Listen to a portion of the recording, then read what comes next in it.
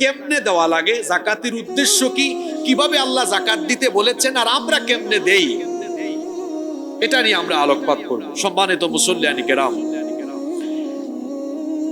ইসলাম এমন একটি সমাজ ব্যবস্থা প্রতিষ্ঠিত করতে চায় যেখানে সকল শ্রেণীর মানুষেরা খেয়ে দিয়ে সুন্দরভাবে জীবনযাপন করতে পারবে, যেখানে কোনো বৈষম্য থাকবে না।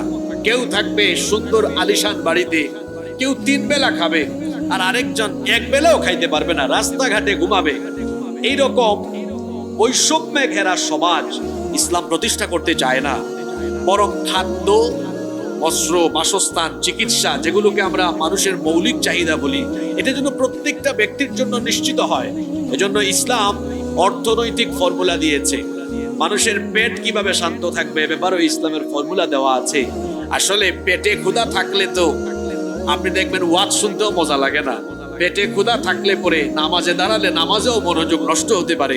এজন্য তো মাসালা হলো আপনার সামনে নামাজও উপস্থিত, খাবারও উপস্থিত, আপনি আগে